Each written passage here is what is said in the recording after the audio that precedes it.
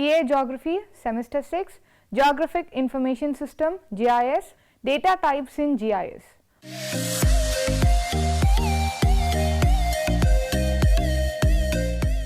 Objectives. In this chapter, we will understand about the following: data types, spatial data, attribute data. Spatial data types: raster data, vector data, image data. Raster and vector advantages and disadvantages.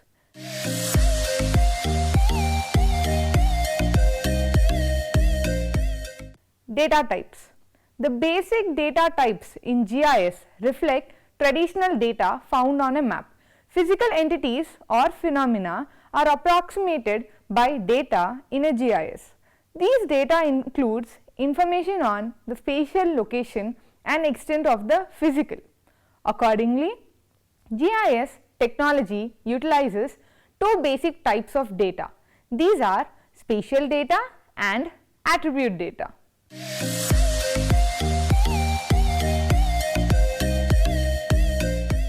Spatial data. Spatial data describes the absolute and relative location of geographic features. Spatial features may be discrete or continuous.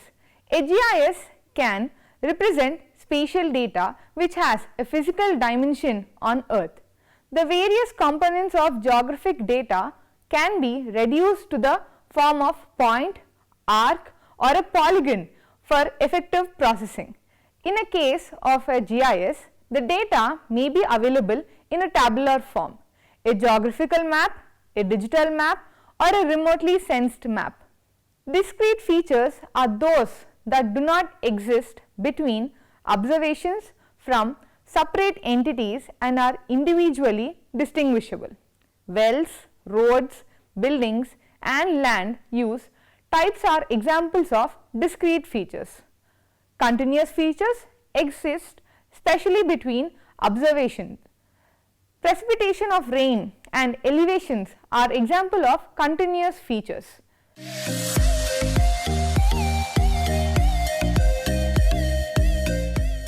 Attribute data describes the characteristics of the spatial features. It holds the characteristics of the spatial features and the descriptive information about the geographic features. These characteristics can be quantitative and qualitative in nature. Attribute data are non-spatial data associated with time and area entities. Attribute data is often referred to as a tabular data. The GIS attributes are represented using colors, textures and linear or graphic symbols. For instance, school, college locations are designated using special symbols and contour lines with brown color. The actual value of the attribute that is measured or sampled and stored in the database is called attribute value. Also, each spatial entity may have more than one attribute associated with it. For example, a point representing a hotel can have a number of rooms, different standard of accommodation, different parking space, etc. The amount of attribute data to be attached to a spatial feature varies significantly depending upon the feature type and the application. The other data types, in particular image and multimedia data, are becoming more prevalent with changing technology. Depending on the specific content of the data, image data may be considered either spatial, for example, photograph, animation, movies, or attribute, for example, sound, description and narration. Attributes may be classified into two: primary attributes and secondary attributes. Socio-economic characteristics and physical properties of an object are some of the examples of primary attributes, while flow of information levels, districts, capital and names of constituencies are secondary attributes.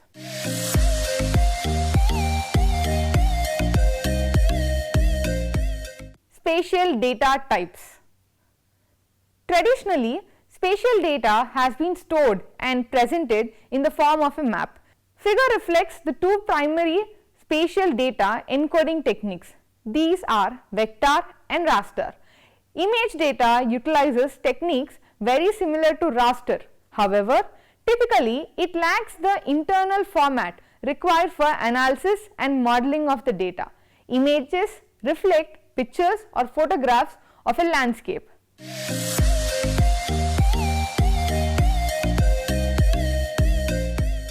All spatial data models are approaches for storing the spatial location of geographical features in a database.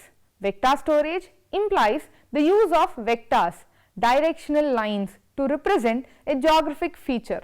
Vector data is characterized by the use of sequential points or vertices to define a linear segment. Each vertex consists of an x-coordinate and y-coordinate. Vector lines are often referred to as arcs and consist of a string of vertices terminated by a node. A node is defined as a vertex that starts or ends an arc segment. One coordinate pair and a vertex define a point feature. Polygon features are defined by a set of closed coordinate pairs.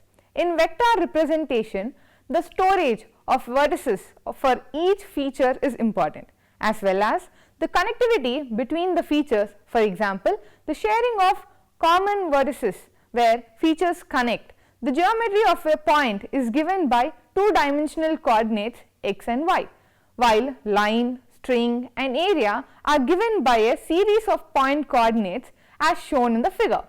You can observe how there is a difference between the line and the point. Whenever there is an open one, we are going with a point and line and a string, or else whenever we want to represent a closed area, then we would go for an area or a polygon vertex.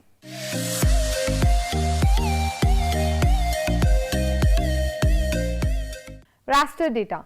Raster data incorporate the use of grid cell data structure, where the geographic area is divided into cells identified by rows and columns.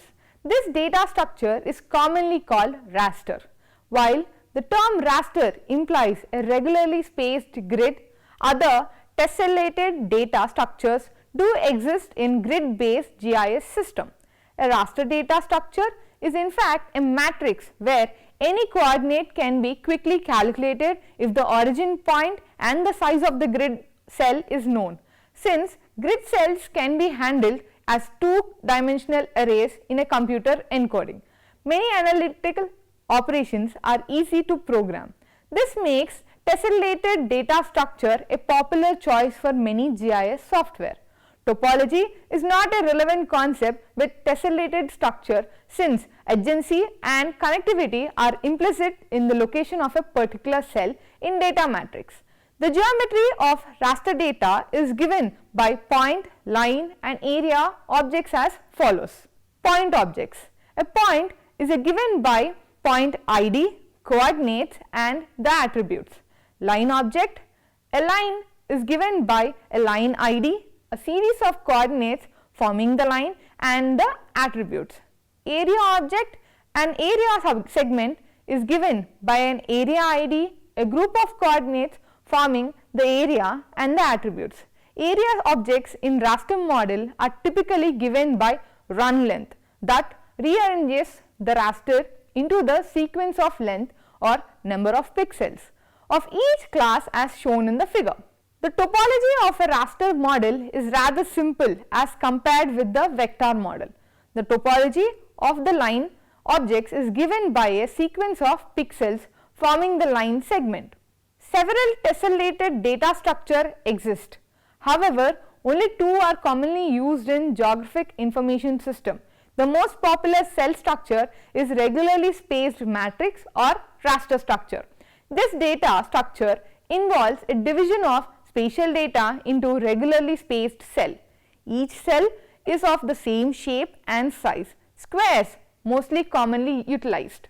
Besides, since most data is captured in a vector format, for example, digitizing data must be converted to raster data structure. This is called vector raster conversion. Most GIS software allows the user to define the raster grid cell size for the vector raster conversion. it is imperative that the original scale, for example accuracy of the data, be known prior to conversion.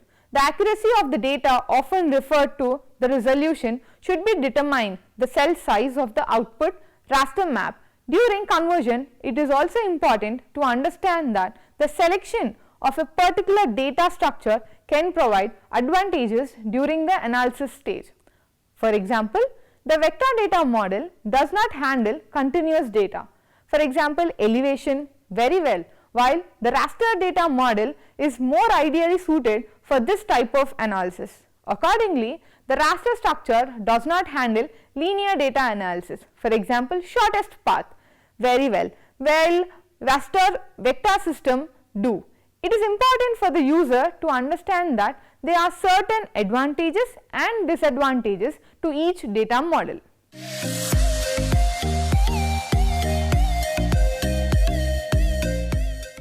Image data. Image data is most often used to represent graphic or pictorial data. The term image inherently reflects a geographic representation, and in the GIS world it differs significantly from raster data. Most often image data is used to store remotely sensed imagery, for example satellite scenes or orthophotos, or ancillary graphics such as photographs and scanned plan documents. Image data is typically used in GIS system as background display data if the image has been rectified and georeferenced, or as a graphic attribute. Remote sensing software makes use of the image data for image clarification and processing. Typically, this data must be converted into a raster format and perhaps vector to be used analytically with the GIS.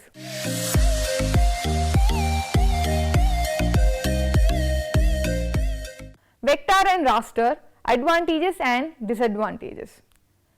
There are several advantages and disadvantages for using either vector or raster data model to store spatial data. They are summarized.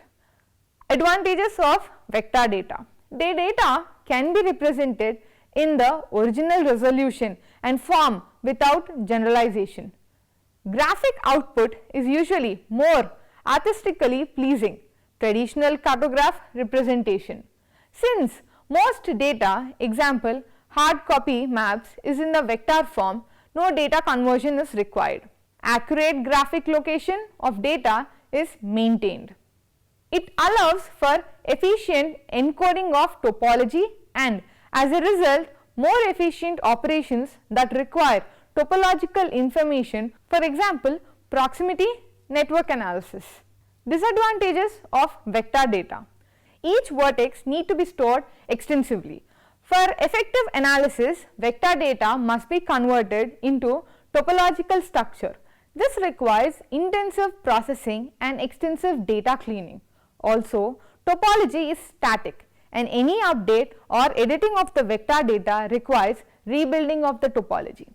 Algorithms for manipulative and analysis function are complex and may be required for intensive processing. Often, this inherently limits the functionality for large data sets, for example, a large number of features. Continuous data such as elevation data is not effectively represented in vector form. Usually, substantial data generalization or interpolation is required for these data layers. Spatial analysis and filtering within polygons are impossible. Advantages of raster data. The geographic location of each cell is implied by its position in the cell matrix. Accordingly, other than an origin point, example the bottom left of the corner, no geographic coordinates are stored. Due to the nature of the data storage technique, data analysis is usually easy to program and quick to perform. The inherent nature of raster maps, example one attribute map, is ideally suited for mathematical modeling and quantitative analysis. Discrete data, for example forestry stands, is accommodated equally well as continuous data, for example elevation data and facilities that integrating the two data types. grid cell systems are very compatible with raster based output devices. For example, electrostatic plotters and graphic terminals. Disadvantages of raster data. The cell size determines the resolution at which the data is represented. It is especially difficult to adequately represent the linear features depending on the cell resolution. Accordingly, the network linkages are difficult to establish.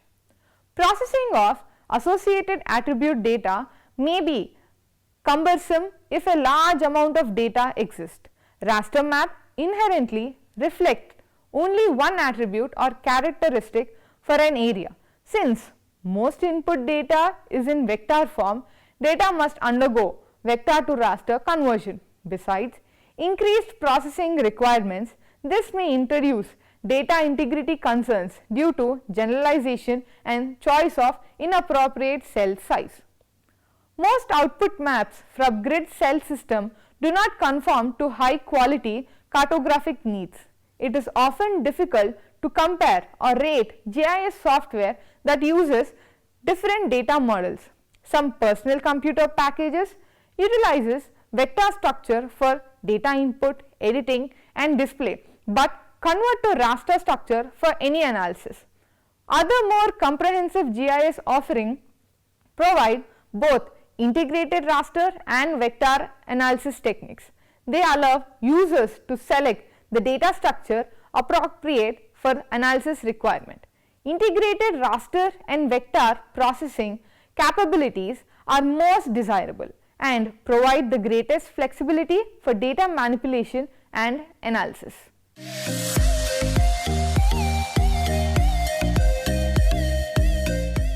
Summary. The main objective of a GIS is to reduce the time for expensive activities of handling, recording, researching, handling of huge amount of data and generating and establishing its relation to the geographical position or land feature. The rapidly decreasing cost of computer hardware and software make the GIS handle more tasks, thus making it the wider audience. Also, the cost of data storage devices in a computer has decreased drastically in recent years, and the computer memory has increased from kilobytes to gigabytes. The primary goal of a GIS is to take a raw data and transform it by overlapping and by various analytical calculation into new information that can help make a sudden decision. A GIS is not built for one or two specific application, but it is a common problem solving tool. A GIS provides an organization with capability of applying geographic analyst methods to designated geographic areas to solve various problems. There are few reasons why GIS is needed. Geospatial data are poorly maintained. Maps and statistics are outdated. Data and information are inaccurate. There is no data retrieval service. There is no data sharing. Once a GIS is implemented, the following benefits are expected. Once a GIS is implemented, the benefits are expected. Geospatial data are better maintained in a standard format. Revision and updating are easier. Geospatial data and information are easier to search, analyze and represent. More value added products are obtained. Geospatial data can be shared and exchanged freely. Productivity of the staff is improved with more efficiency. Time and money are saved. Better decisions can be made within a short time.